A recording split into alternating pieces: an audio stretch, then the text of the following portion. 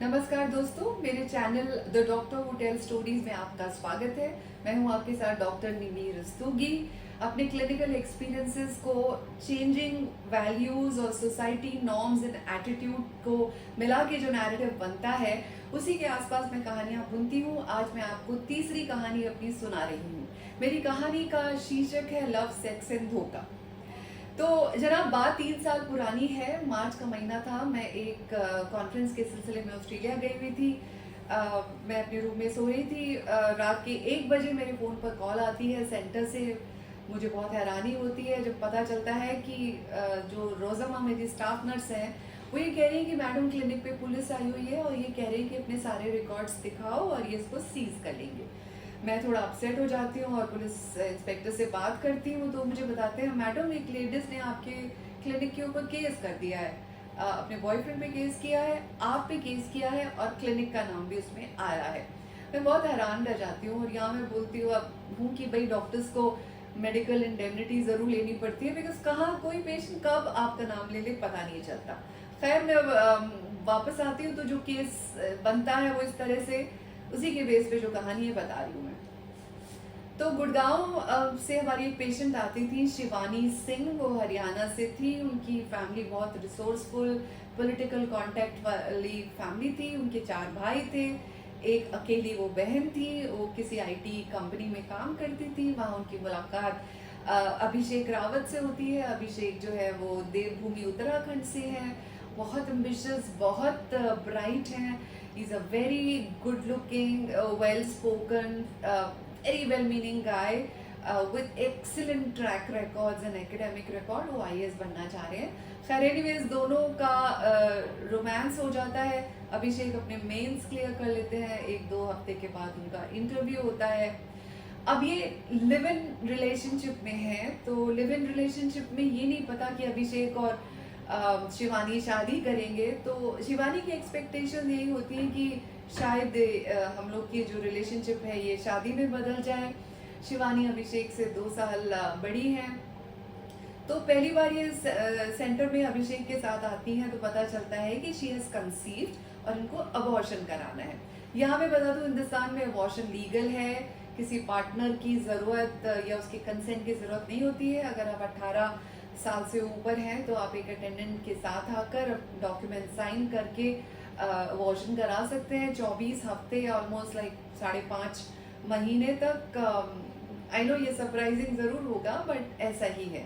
तो पहली बार उनका अबॉर्शन करते हैं। उस दौरान अभिषेक होते हैं, फॉर्म भरवाते हैं, फिर 3 महीने बाद वो फिर से कंसीव कर लेती हैं। सो यहाँ मैं कहना चाहूँगी, यंग कपल्स, आप जिस भी तरह की रिलेशनशिप में हैं आपका बिजनेस है, लेकिन प्लीज़ फॉलो कॉन्ट्रसेप्शन।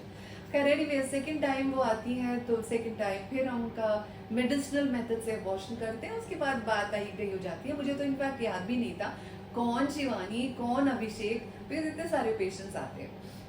अब होता क्या इनके एंड पे कि शिवानी दूसरे अबॉर्शन के बाद वेट पुट ऑन करना शुरू करती हैं। उनका थायराइड फिर से गड़बड़ हो जाता है। वो अपने आप को कहती हैं कि डॉक्टर ने मुझे गलत दवाई दे दी, इस वजह से मेरा वेट पुट ऑन हो रहा है।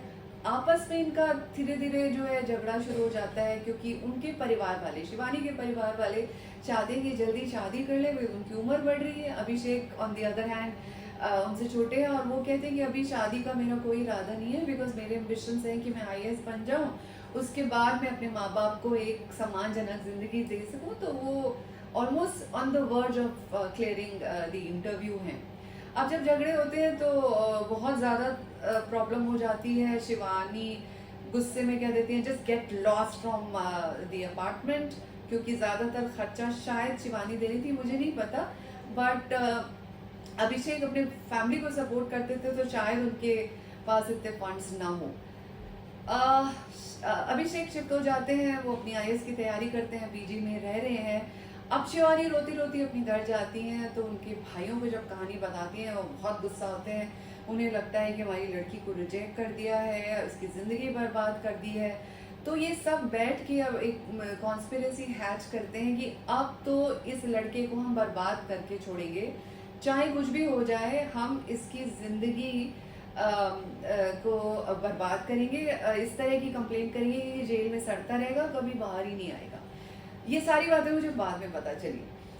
तो वो पुलिस कंप्लेन करते हैं कि इनफैक्ट शिवानी खुद पुलिस कंप्लेन करती है कि मैं एक लिव इन रिलेशनशिप में हूँ, मुझ पर वायलेंस हुई है, मुझे मेरी मर्जी के बिना सेक्सुअल इंटरकॉर्स हुआ है और रेप हुआ है और मुझे दवाइयाँ खिला के मुझे बेहोश करके ऐसा किया गया है और फिर ज़बरदस्ती मेरा अबॉर्शन कराया गया है, एक नहीं 2 बार कराया गया है।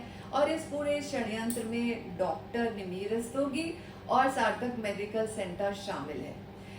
और उन्होंने ये भी लिखा जिसमें मुझे बहुत सा हास्य आई कि डॉक्टर निमी रस्तोगी का एक कनेक्शन है अभिषेक रावत से, इसीलिए वो उसे ज्यादा फेवर करते हैं। You understand what I am saying. अब मेरे से आधी उम्र का लड़का, why will I have anything like that, but that apart मैं अपने लॉयर से बात करती हूँ तो मेरा लॉयर कहता है कि अगर आपके पास डॉक्यूमेंट्स ठीक ठाक है तो आपको डरने की जरूरत नहीं है, बहुत ही वीक केस है। खैर हम थोड़े अश्योर्ड हो जाते हैं क्योंकि हमारे पास उनका कंसेंट फॉर्म, पीएनडीटी फॉर्म, उनकी आईडी सब हमें पुराने रिकॉर्ड्स में मिल जाती है। मेरा स्टाफ थोड़ा सा ऑन गार्ड हो जाता है कि आने वाले मरीजों को हम हमेशा बिना किसी रिकॉर्ड के हम पेशेंट को एंटरटेन नहीं करते। खैर उनके एंड पे बात आई गई होती, हमें नहीं पता कि उनका केस क्या हुआ, हमें लगा बेल वेल मिल गई होगी, लड़का बाहर आ गया होगा, नन ऑफ आवर बिजनेस। एक दिन की बात है, उस दिन के शायद 5 से 6 महीने के बाद कि मैं शाम के टाइम में क्लिनिक पेशेंट्स खत्म हो चुके थे और मैं अपना पेपर वर्क कर रही थी, साइन करने होते हैं, मेल्स लिखनी होती है, मैं कर रही थी तो मुझे बताया जाता है एक विजिटर आई है जो आपसे मिलने की रिक्वेस्ट कर रही है। वो कह रही है वो पेशेंट नहीं है बट उनका मुझसे मिलना ज़रूरी है। मैं इन गुड फेथ बोलती हूँ अच्छा बुलाइए। वो बैठती है और कहती है कि मेरा नाम उपासना रावत है, मैं अभिषेक रावत की बड़ी बहन हूँ, मैं जेएनयू में पीएचडी स्कॉलर हूँ और साथ ही ह्यूमन राइट एक्टिविस्ट और स्टूडेंट एक्टिविस्ट रही हूँ। अब मैं उनको बिठा के बात करती हूँ। मैं एक बार के लिए भूल ही चुकी थी कि कौन सा केस है, बट रावत के नाम से मुझे याद आ जाता है। व्हाट शुड आई से, उपासना ऑलमोस्ट रुआसी हैं। She was a strong girl actually. वो बहुत ही क्लियर टर्म्स में मुझे बताती हैं उनके भाई के साथ बहुत बड़ा षड्यंत्र हुआ है, ये सारा केस झूठा है, इसमें किसी तरह का कोई तथ्य नहीं है, लेकिन फिर भी ये लोग पावर और मसल और पैसे का इस्तेमाल करके मेरे भाई को जेल में सड़ाना चाहते हैं। और यहाँ पे आपकी और सार्थक मेडिकल सेंटर की टेस्टिमनी बहुत इम्पोर्टेंट है। जैसा कि बाद में मेरे कोलीग ने मुझे बताया कि तुम्हें नहीं जाना चाहिए, लाइक तुम्हारा काम नहीं है ये, आपको समन आने तो वो बात और है, लेकिन आपको उसकी बहन के कहने पर कोई जाने की जरूरत नहीं थी। बट दोस्तों अपने बारे में मैं बता दूं कि always I find my self favouring the underdogs. ऐसे होता है कि मुझे लगता है जिस पर अन्याय हुआ है, जस्टिस हुआ है, उसके साथ पता नहीं क्यों मैं automatically gravitate towards that person हो जाती हूँ। खैर something in my mind told me कि मुझे मिलना चाहिए, तो वो कहती कि आप मेरे साथ चलिए, तिहाड़ में मिलते हैं। उन दिनों मैं दिल्ली गवर्नमेंट के साथ काम कर रही थी, तो अपने कॉन्टैक्ट को यूज़ करके हम अपॉइंटमेंट लेते हैं और हम जाके अभिषेक से मिलते हैं। अभिषेक जो 2-3 बार मेरे क्लिनिक में आए हैं, the tall handsome nice articulate well meaning fellow, very well dressed. हमारा पूरा स्टाफ जो था उनको स्टे करता था कि wow you know what a guy. वो जब मैं उनको जेल में मिलती हूँ मैंने पहचान नहीं पाती, मुझे लगता है is shadow of the man I know. He has lost weight, he is under severe depression. 2-4 sentence के बाद ही वो रोने लगते हैं। और मुझे बताया गया कि इस इंसिडेंस के 2 महीने के बाद उनके फादर को हार्ट अटैक हो गया है, फादर नो मोर, फैमिली की सारी इनकम एग्जॉस्ट हो चुकी है। उपासना जो उनकी बहन है वो अपनी पूरी पूंजी उस पर लगा चुकी है और उन्होंने जॉब भी छोड़ दिया। उनकी लाइफ का एक ही मिशन रह गया है कि मेरे भाई को जस्टिस दिलाना। पता नहीं, I think something snaps within me and I tell Upasana okay I will give testimony as a गवाह, मैं आऊँगी कोर्ट में। कुछ महीने बीत जाते हैं, फिर मुझे समन आता है, फिर मैं कोर्ट जाती हूँ। यहाँ मैं बता दूँ कि प्रोफेशनल्स जब कोर्ट जाते हैं तो उनका पूरा दिन बर्बाद हो जाता है।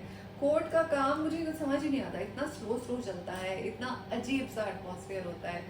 बट हैविंग सेड दैट, जब मैं अंदर जाती हूँ तो वहाँ पे जज साहिबा बैठी हैं, मुझसे कहती हैं हाँ डॉक्टर साहब कितना कॉम्पेंसेशन चाहिए आपको। अब मुझे नहीं पता आप किसकी बात कर रहे हैं, तो मुझे वो बता दें कि जब कोई प्रोफेशनल आता है तो उसको पैसे दिए जाते हैं ताकि उसका ट्रांसपोर्ट का या थोड़ा बहुत खर्चा हो सके। मैं बिल्कुल अपना सर ऊंचा उठा के कहती हूँ, डॉक्टर जज साहिबा, आप मेरे एक दिन की कमाई का या मेरी इंटेंशंस का खामियाजा नहीं भर सकती, because here I am standing with the truth. ये सारा ड्रामा डायलॉग बाजी लफबाजी करके मैं वापस आ जाती हूँ, उनको बताती हूँ कि अबॉर्शन बिना कंसेंट के हो ही नहीं सकता, कोई नॉन कंसेंशुअल प्रोसीजर हो ही नहीं सकता। और साथ में ये पूरा केस झूठा है, ये अपनी मर्जी से आई थी, ये रिकॉर्ड है, ये इनके साइन है, ये इनका आईडी है, आप देख लीजिए। जज साहिबा को भी पता है कि पूरा केस झूठा है, बट मेरी टेस्टिमनी के बाद थोड़ा फर्क पड़ना चाहिए था। फिर 3 4 5 6 7 महीने बीत जाते हैं, उपासना मेरे साथ कांटेक्ट में रहती है, हम और ज़्यादा गार्डेड हो जाते हैं। फिर एक दिन उपासना का मैसेज आता है कि फास्ट कोर्ट में जजमेंट हो गया है। और यहाँ मैं बता दूँ, हर सिटिंग में वो आती थी शिवानी, उनके भाई, उनके बाउंसर टाइप भाई, और इस तरह से मुझे घूरते थे कि तुम्हारी हिम्मत कैसे हुई है, तुमने ये टेस्टिमनी दी। और एक बार शिवानी ने मुझे काफ़ी अजीब सा क्रिप्टिक सा मैसेज दिया था कि डॉक्टर आप इस केस से अपने आप को हटा लो, वरना कॉन्सिक्वेंसेस अच्छे नहीं होंगे। अब डरने वालों में से तो मैं भी नहीं थी, क्योंकि ऑलरेडी मैं वहाँ कोर्ट में जा चुकी थी। खैर, ये पूरा ड्रामा फोल्ड हो रहा था। फिर मुझे बताती है उपासना कि भाई को जेल हो चुकी है। पहले 6 साल था, बट क्योंकि रिकॉर्ड्स आपके पास थे तो अब 4.5 साल की जेल हुई है, रिगरस इम्प्रिजनमेंट हुआ है, 2 बार वो उनकी पैरोल उनको अलाउ है। और वो कह रही है कि मैं पिटिशन डाल रही हूँ कि इनकी मेंटल हेल्थ की काउंसलिंग होनी चाहिए, इनको एंटी डिप्रेशन प्रिस्क्राइब होनी चाहिए, ताकि जो जेल में उनके साथ जो ज्यादतियाँ हो रही हैं, जेल इज़ हेल। तो वो जो एक तो वो डिप्रेशन में, ऊपर मार पीट और फेलो प्रिजनर्स के साथ जो उनका बुरा व्यवहार हो रहा है वो रुक सके, उनकी मेंटल हेल्थ बेटर हो सके। सो दोस्तों, अभी भी अभिषेक जेल में है, उपासना कभी कभार 2-3 महीने में मेरे को हेलो आए बोल देती है। कहने का मतलब है कि हमारी सोसाइटी में ऐसा कब हो गया कि हमारा जो मॉरल कॉम्पस है, जो कि पहले टिल्टेड था आदमियों के फेवर में, जिसमें ज़्यादातर जातियाँ औरतों के हाथ में हुआ करती थी, वो कब ओवर करेक्ट होकर अब सिचुएशन ये आ गई है कि अब औरतें अपने राइट्स का इस्तेमाल करके आदमियों पे तशद्दुद कर रही हैं, उन पे ज़्यादती कर रही हैं। और कैसे उस लड़की को क्या मिला ये सब करके, आई डोंट नो, उसकी शादी हुई ना हुई, what did she achieve, it was only to prove a point. ये पॉइंट तो आप आउट ऑफ कोर्ट भी ही सेटल कर सकते थे। I am no one to preach you or judge you on moral values, but please stay fair and equitable. All of you are listening to this. बताइएगा मुझे कि कहाँ कैसे मेरे जजमेंट में कोई गलती है। मैं पूरी कहानी न जानती हूँ, लेकिन फिर भी इतना मैं जानती हूँ कि उस लड़की ने अपने अधिकारों को बहुत ज़्यादा ओवर यूज़ करके एक अच्छे खासे लड़के की ज़िंदगी बर्बाद कर दी। मुझे नहीं लगता वो कभी आगे अपना जीवन सार्थक रूप से जी पाएगा। वो उस काबिल ही नहीं छोड़ा उसने। हमारा एक प्रोडक्टिव IAS ऑफिसर बनता, समाज के लिए कुछ करता, but I am very sad to say that this will not be. So ये थी मेरी आज की कहानी। आपको कैसी लगी, और आप प्लीज़ एंगेज करिएगा। Please do subscribe to my channel the doctor who tell stories. अगली कहानी लेके फिर से मैं आपके बीच अगले हफ्ते हाजिर होंगी। तब तक के लिए नमस्कार।